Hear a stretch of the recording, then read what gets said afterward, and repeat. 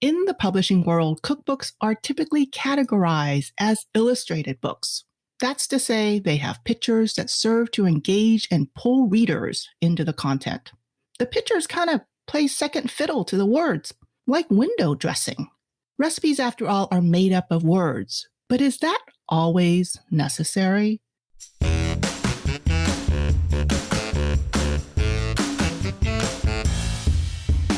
Welcome to Everything Cookbooks, the podcast for curious writers, readers, and cooks.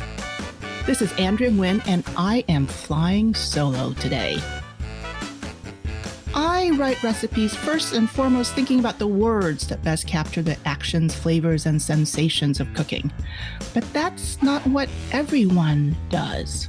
Some people use fewer words and more pictures to make a full-blown graphic cookbook. I'm not talking porno, but I'm talking comic book style cookbooks.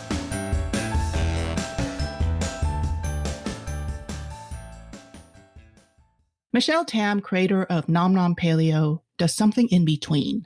She and her husband, Henry Fong, have produced a trilogy of powerhouse cookbooks that are loaded with step-by-step photos and comic book style illustrations of their family, which includes her sons, Owen and Ollie. There are words, but they are minimal. I marvel at how Michelle can cram all that information in. And at the end of the bookmaking line, you know what? I'm basically counting characters and column inches. But how the heck does she do what she does? I wanted to know. So I checked in with Michelle. Hey, Michelle, so glad to have you on Everything Cookbooks. Oh, I'm so excited to be here. I love this podcast and I'm learning so much. And clearly I'm doing the cookbook process all wrong. That's not true. You're doing something right because you've had bestsellers and people absolutely love you. And you have such an amazing social media presence and brand too. Well, thank you. But when I listened to your podcast, I was like, oh, that's how you're supposed to do it. Oh, that's what you're supposed to ask for. Because we clearly have not done the right way, but we've done it. We've done our books the way that we've kind of wanted to make them. And maybe it's better that we don't know the right way to do it. I have to tell you, I feel the same way when I'm talking to my co-hosts. Because there's first of all, having grown up on the West Coast and also as an immigrant, I was a refugee and you're the daughter of immigrants. And we grew up in more traditional families, that didn't think about writing cookbooks as a potential career. Totally. I never thought, I don't even know what I thought, but I love cookbooks and I revered cookbook writers. Like I had all of your cookbooks and I remember the first time I met you, I was like, oh, that's Andrea Nguyen. I have her cookbooks. This is so crazy. And I just never thought that I could be one myself. It wasn't an option. Like I just didn't think I could do it. Yeah. And how do you get into that industry? Because in the Bay Area where you grew up and in Southern California where I grew up, the publishing industry wasn't there. So you didn't know. You didn't know that you needed to be in New York. You didn't know that you needed to know certain people. You just were like, I don't know. I'd like to do this. But you collected cookbooks because you have a lot of cookbooks. I see them in your Instagram feed all the time in your kitchen. Yeah, I'm a hoarder of cookbooks. And so I've always loved them. And I didn't always cook out of them. I just love them as almost like to learn out of and as like art.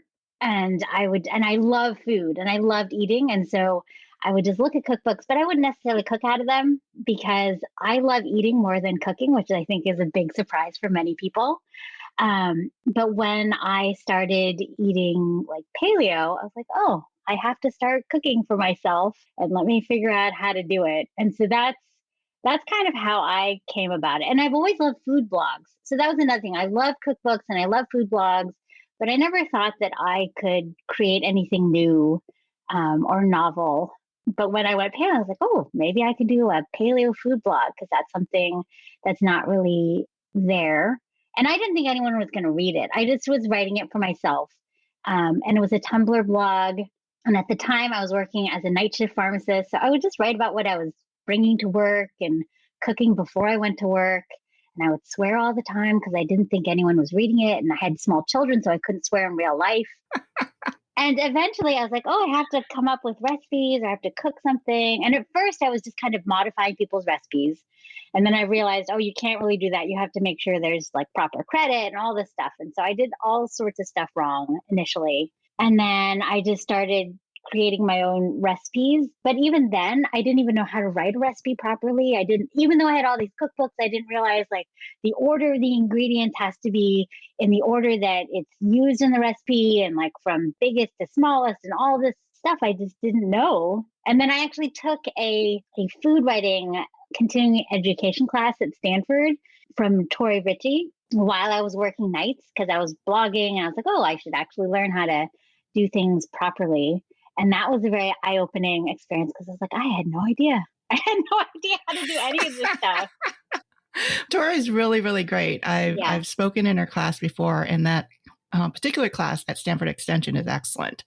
But let's back up a little bit because in your latest book, Nom Nom Paleo, Let's Go, in the introduction, you mentioned that you grew up in a family. Your parents are from Hong Kong, and you described your family as being Waisek.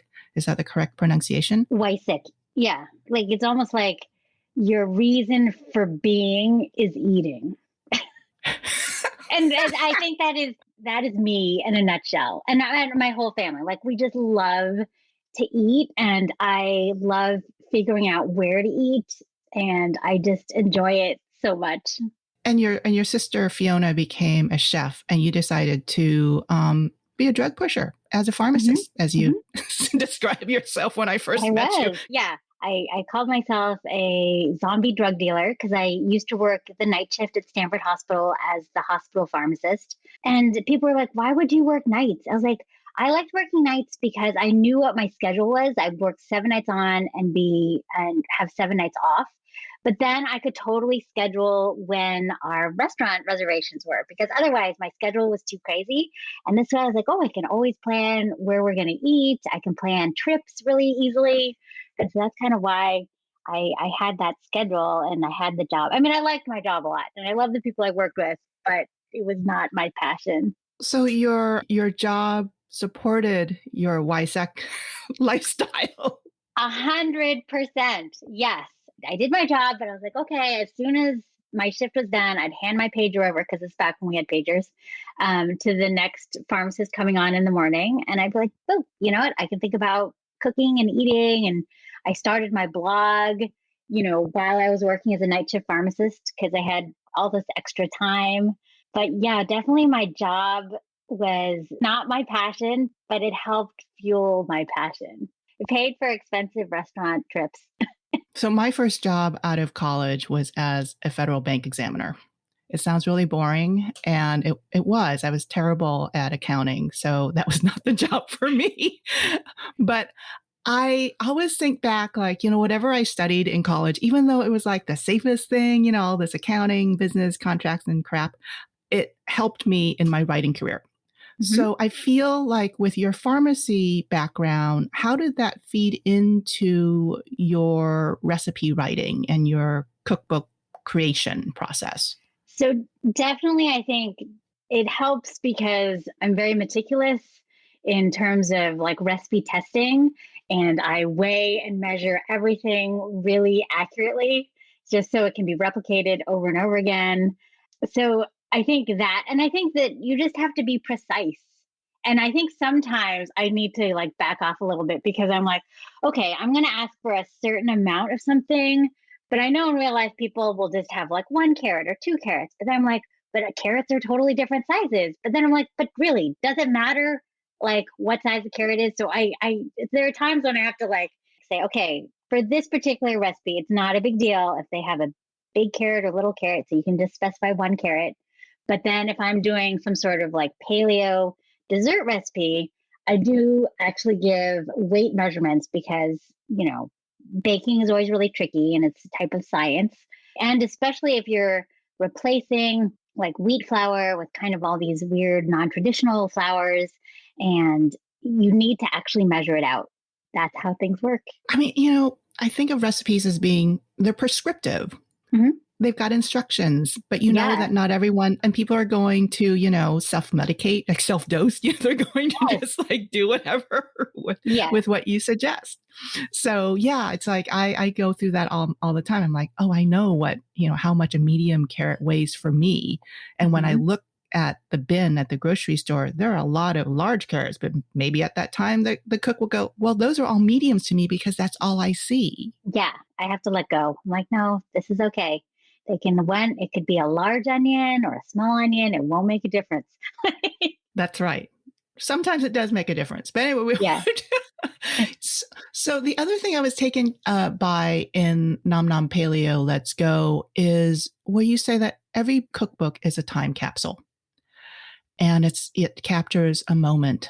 How did the pandemic shape what you chose to prepare and put into the book in terms of recipes? I probably was more gentle and kinder because, the pandemic was it continues to be a crazy time. Like, I think is it even post pandemic right now?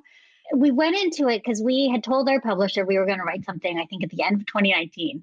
We finally were like, okay, we're ready to do our next cookbook. So I had a list of recipes that I was going to like do for our newest book. But then when pandemic hit, I was like, oh, I think I'm going to change things up a lot. And we can because, Henry and I kind of do everything ourselves, and our editor does edit us, but she gives us kind of free reign and she trusts us to do what we're going to do. But after all of the stuff with the racial reckoning and George Floyd and the Asian hate, I was like, you know what? I am going to truly center this book on foods that I loved growing up in the San Francisco Bay Area, which is a melting pot of all of these immigrant cultures. I'm really going to lean in to kind of like the hashtag very Asian, even though a lot of my audience probably isn't Asian. But I was like, you know what? These are foods that make me happy, that I loved, that I miss because I'm number one, paleo, and number two, because I can't see my family and I can't travel. And so it was just foods that I loved eating and I wanted to share with my family. Yeah, I mean, how do you say, well, most of your followers are not Asian, but there are a lot of more Asian recipes in this book Hmm. than any others. And then you also had to kind of like fit them into this special diets mold. And, Hmm. I've written in a restrictive dietary manner in the past when I had a column with Cooking Light magazine. It was like low sodium, low fat, low sugar, low everything. But you're like paleo, keto, Whole30, and a lot of other things that I probably can't even like enunciate. How did you then, have these recipes that reflect your heritage and then retrofit them into these diets? I don't eat like paleo because I want to like lose weight or because of some fad diet. We joked about how the title was going to be called Nom Nom Paleo ish because like when people see me in real life, they're like, wait, why are you eating that? That's not paleo. I'm like, well, I'm only paleo on the internet. And I joke about that. But in real life, I mean, it's where I eat mostly paleo because that's how I feel the best. But I think everyone should eat however makes them feel the best, right? And everybody's different. Everybody has different genetics. So my whole thing is I want you to cook your own meals and figure out what works for you. And so for this book, we made sure we kind of labeled everything so that, if you are Whole30, I mean, everything is gluten free and dairy free, but if you're Whole30 or you are keto, like these are some options. Or if you're nightshade free, like you can easily see if this recipe fits in. But, you don't have to be super strict, but I know that some people have to be super strict for health reasons or whatever reasons they choose. And so all of my recipes do fit into the paleo template, but I'm totally okay with people eating my food with like rice or regular pasta or whatever. I just want them to cook their own meals. But I do eat this way. And so that's why my recipes are Whole30 or paleo or whatever, because those are the pantry items I have. And your kids are good with that. That's like the amazing thing. It's not just you and Henry driving the bus, but your kids are on the bus as well. They have to eat what I cook for dinner. That's probably more so than they're on the bus. Like, I think that they're sometimes like, ah. But I do think now, especially now that they're teenagers, they realize that they do feel better when they eat what I'm cooking as opposed to when they're out with their friends, or they can see that some of their friends don't feel as great as they do because they may eat things that don't agree with them. So I think if anything, we're just trying to teach our kids to pay attention to how food makes them feel and make smart choices. But once they're out of the house, I expect them to kind of do, I mean, obviously you raise your kids so that they can, kind of fly the coop, and you hope you kind of give them the correct building blocks to do that. But yeah, I don't know that my kids are like, yay, we're eating paleo. But I think they realize, oh, this is a home cooked meal and it tastes good and I feel good after. You, Henry, Ollie, and Owen are characters in your books. Mm-hmm. Henry has these really wonderful illustrations of all of you and speech bubbles, and you're saying snarky things to one another as a family. And that's what I think is so fascinating and fun about the Nom Nom Paleo cookbooks, is that it's a family that travels through this adventure of eating and cooking. So when you are writing your recipes, how do you configure the words with the photos, with the illustrations? How does that come together? So all of our recipes have step-by-step pictures. And so I come up with the recipe first. So I will create a recipe and I'll test it and test it. And then I'll write it in the steps that I think are important for Henry to shoot a picture. And so then normally we'll say, like, after I've tested my recipe a bunch of times and it's ready, then we'll have a day where we'll shoot all the pictures. And then we'll shoot the pictures. And because it's already written out and we know what our shot list is, Henry captures that. And then afterwards, Henry does all of the design in terms of layout, the cartoons and the funny jokes and stuff. But the jokes and the cartoons are kind of the last part of it. So the recipes and the photos are laid out.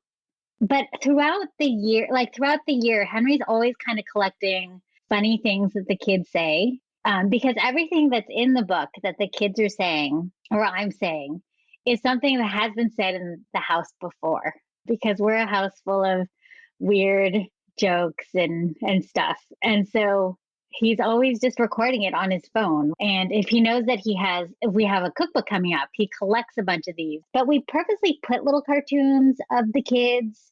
And we also have it where the kids are like, ew, gross, this doesn't look good. Just because kids probably would say the same thing. And we want kids to see that it's okay to think something looks weird, but you can try it and maybe you'll like it. And I think kids like seeing, our books are secretly designed to appeal to kids. With the primary colors and the step-by-step pictures and the cartoons and the fact that our kids are in it are just so kids can see, hey, it can be totally normal to be interested in cooking and to eat home cooked meals. And so that's what we do. No, that is really something that I find endearing. And I love that because, I don't have kids, and definitely I grew up cooking and being my mom's little kitchen slave, and I got a lot of practice from that. But certainly I think that if there are pictures and cartoons of kids and kids' hands and smiles and stuff, then that is extremely relatable. And you guys are a family too. So it's like this entire journey of not just you, Michelle, and not just you and Henry, but all four of you in the book.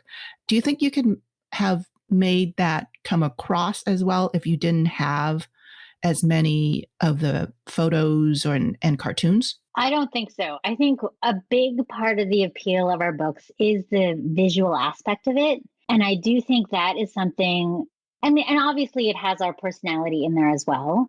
But I think without the visuals, I think you could still probably get a sense of who we were if it was just words and not as many pictures. But I do think what makes our cookbooks fun are the funny little cartoons. And I think it just makes it more relatable. You obviously know cookbooks deep and well. When Food for Humans came out in 2013, that's your first volume of Nom Nom Paleo, were there any other comparable cookbooks? That were, I think, that photo heavy? I don't really think so. But even our first book, it wasn't quite the design that we had wanted. Like, it was our first cookbook and we didn't know what we were doing. We didn't know if we were ever going to have another one after the first cookbook. But I think with the second cookbook, we really did want to kind of hone in on the comic book format where it was like a picture for every step, but also a caption within each photo, and to throw more cartoons kind of throughout the book. And again, as our whole goal is kind of secretly design it for kids. And so all that plus me as a reluctant cook, we kind of put all that together as, the why behind our recipe format.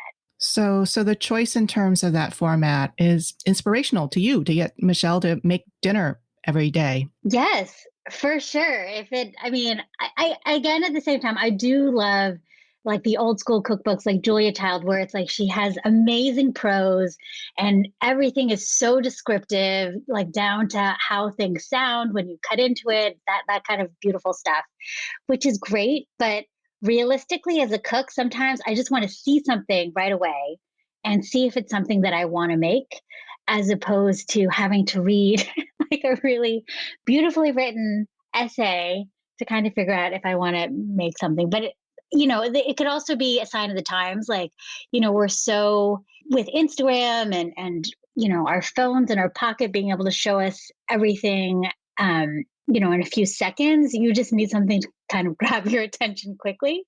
And that may also influence the design of our cookbook. They are completely attention grabbing.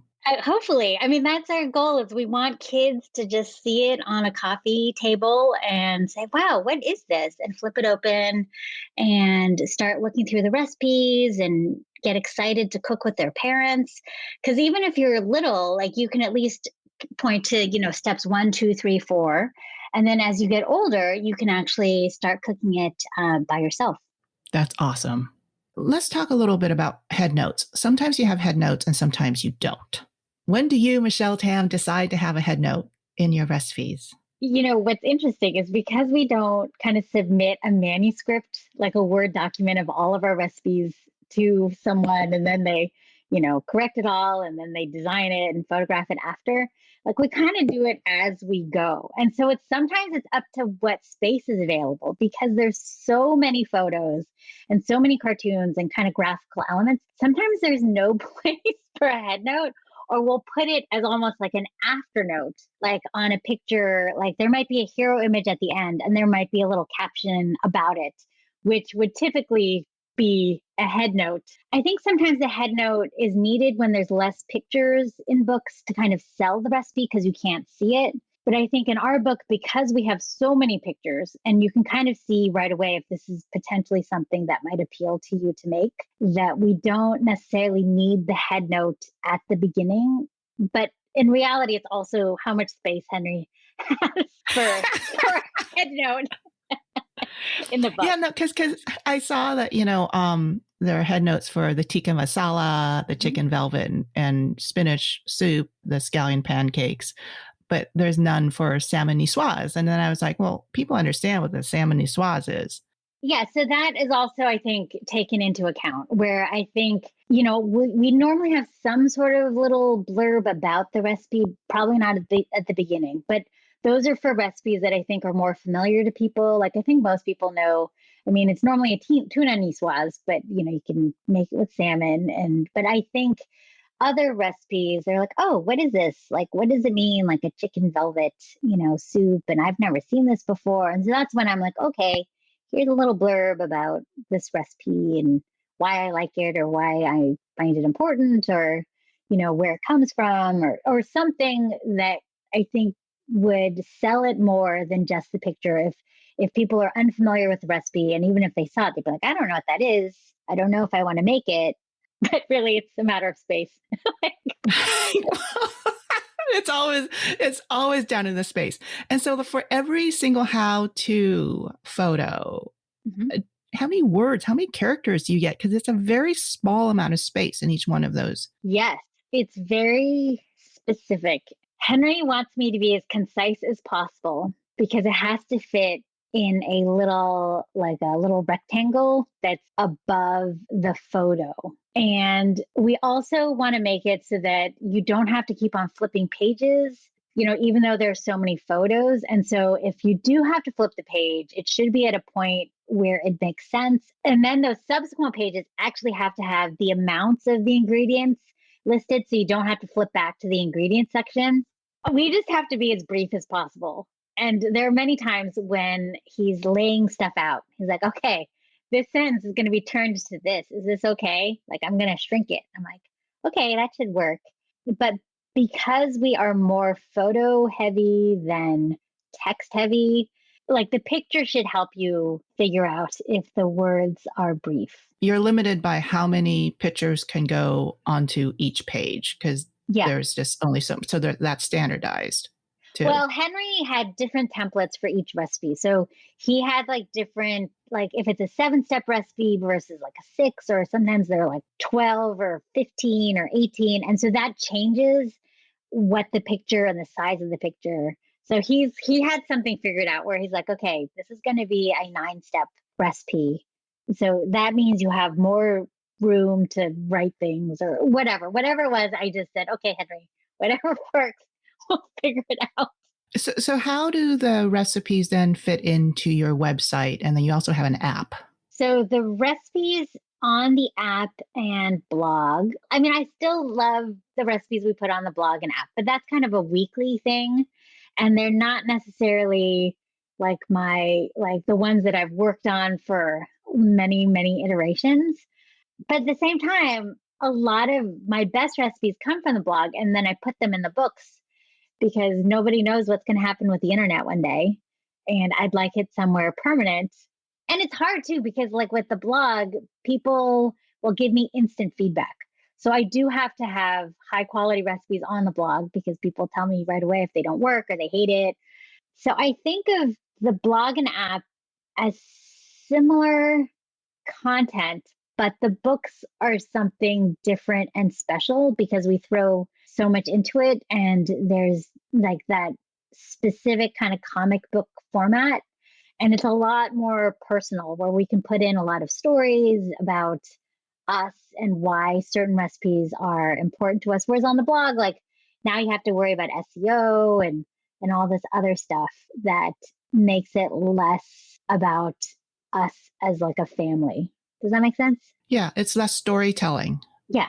Because there are certain bloggers out there where they're just very happy blogging. And, you are providing this continuum from the virtual to the bound, but then there's also the app. And I've wondered about that. There are some people, who will open up a book and they're like, I've seen that recipe before on so-and-so's blog. I don't want to buy that book. And yeah, I've obviously heard that many times. Or people will say, like, all the recipes are on the blog anyway. I'm like, no, they aren't. The highlights are. I think in all our books, maybe 20% or less is like kind of like the highlight recipes from the blog. But I do think our books are really kind of our favorite and our best stuff. Whereas the stuff on the blog, like, and you can always change the stuff on the blog. And like, we're always kind of fiddling with things now just because, you have to worry about SEO, which I never knew about until just a few years ago. And even now, I don't really understand search engine optimization. But I feel like in the book, it's not about SEO terms or naming it a certain way so people can find it. It just is the stuff that I really want to put in my books. Yeah, it's a creative process, and a book will always be different than a website. A website can be self-curated, but in a book, the authors present the material for you. You never know what you'll come up with or come up against when you turn the page, and that's the adventure of a book. So tell me a little bit about the adventure of working with your husband as your designer, your art director, and sometimes your editor. And everyone should know that Henry is a lawyer by day. Mm-hmm. Yeah, he's a very busy daytime job. And his night and weekend gig is working on Nom Nom Paleo and all of the kind of graphics and the photos and design. And he's a really great editor. He's a much better writer than I am. He understands my voice well enough so that he can edit to sound like me. And in terms of working together, we joke that because I worked nights for 12 years while we were married, I was like, that's why our marriage has survived, because for half the time I wasn't even around. But I think the truth is, we've known each other a long time. We met as freshmen in college. I think we are good at different things and we care about different things very passionately. Like Henry cares about like how things look.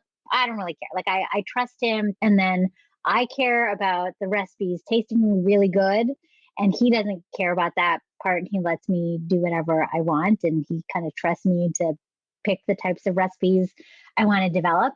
And so I think what's good is we allow each other to do the things that we're good at, and we support each other in that way. Has he ever pushed you or nudged you or edited your recipe in a manner that you didn't like? Husbands do that. Not necessarily that, but what he'll do is he will push me to create recipes that I wouldn't necessarily want to make.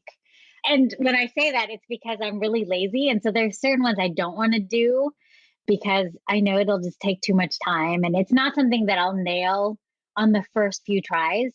And so I just don't want to even attempt it. So he was the one who was like, I think you can make a paleo pot sticker. And I'm like, I don't think so. I really don't think I can. And I don't want to attempt it.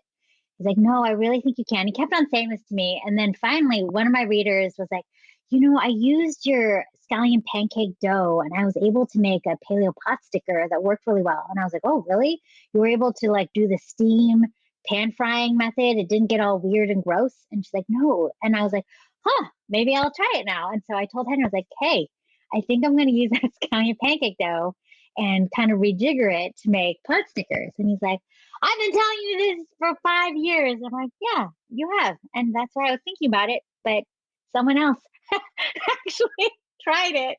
And so now I know that I can probably be done. And he also was the one that was like, you should really attempt to do a paleo Don Tot. And I was like, no way. I really don't want to do that. He's like, no, I think you could do it. I think you could kind of, it's kind of shortbready. And so, like, if you're trying to do the Don Tot crust that's not like the puff pastry and you're trying to do more like a short crust, you can probably use like your galette one and kind of like fudge that a little. And so then I was like, okay, fine. And now he's trying to make me do like a paleo, like baked tasu bao. And he keeps on, like, he's really good about not telling me overtly to do something. He'll just say, your mom can probably make a really great tasu bao. So there's just little ways. Oh, man. And that's like guilt and shame, Asian guilt and shame. It's not so much guilt and shame. It's just like silent nudging until I'm like, okay.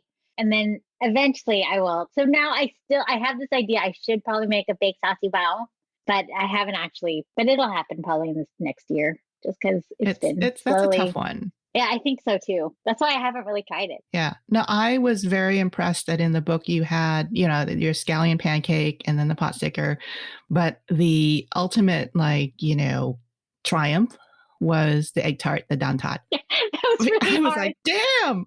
That was really hard to do. And then I had to share it with my parents who are super picky and they're not paleo at all. Except now they actually have, in the last year, they both kind of went paleo. And they feel so much better. And they're like, oh my gosh, this is so great. I'm like, wow, I've only been talking about it for 12 years, but okay. But the Don Tot, when I gave it to my parents and I had them try, I'm like, hey, what do you think of? Obviously, this is not the real thing, but here, why don't you try it? And they're like, this is not bad. And so that to me, because my parents are not very effusive, that I was like, I think this might work. Yeah, don't you just love that about parents? They're, it's almost like damning with faint praise, but they're really praising you. Yes. When they go, this isn't that bad. Yeah, this is not bad. This is not bad for paleo. I'm like, oh, great. Yeah. I've had similar things with my mom too, where she's like, that's all right. Give me the recipe. That is the ultimate compliment. Yes. When I was like, wow, really? Okay, I'm not going to say anything, but inside I'm just like jubilant. You mentioned in the closing of Let's Go that this may be your final book. Is that true? A lot of people have brought that up. I feel like after every cookbook, I'm like, I'm done. Is it like birthing? It is, right? You have to have amnesia. But we are totally into like our family is really into like trilogies. And so to do a fourth is kind of like, and the four is really bad as like for Cantonese speakers, it's like bad luck.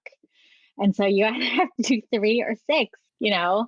Um, Five is a good number in Vietnamese culture. So you oh, can go hit five. yeah, you can hit five, but I can't do just one more. So I don't know. Right now, I'm not thinking about another book.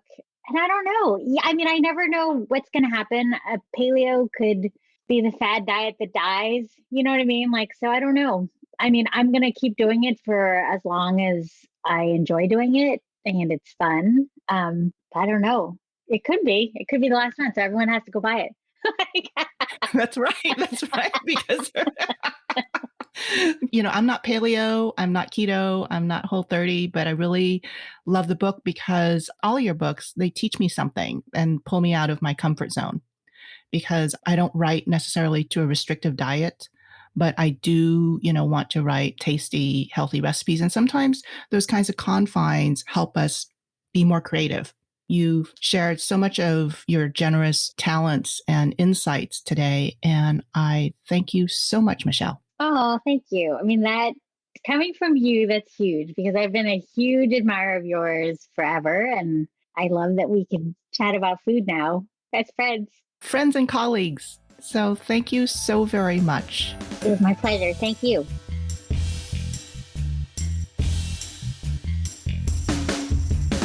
Thanks for listening to Everything Cookbooks. If you have questions or comments, send us a message at everythingcookbooks.com.